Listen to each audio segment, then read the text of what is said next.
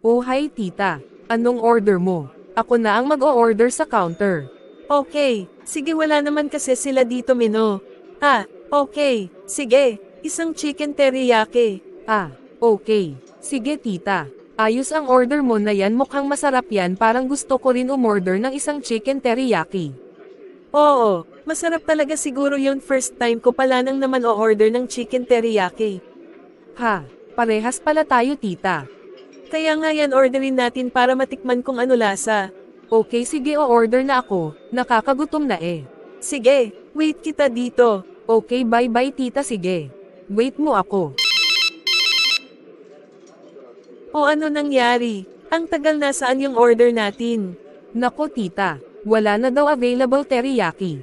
Kaya iba na lang orderin natin. Mabuti pa nga, sige iba na lang. Oo nga, wala naman tayo magagawa. Kasi nga ubos na daw. Pinaghintay pa tayo ng matagal, sayang paghihintay natin, wala naman pala available. Kaya nga tita, next time huwag na tayo dito umorder, sa iba na lang. Oo, next time punta tayo sa ibang restaurant. Huwag na rin tayo umorder ngayon, umuwi na lang tayo. Yes tita, mabuti pa nga. Okay sige tita, halika umalis na lang tayo.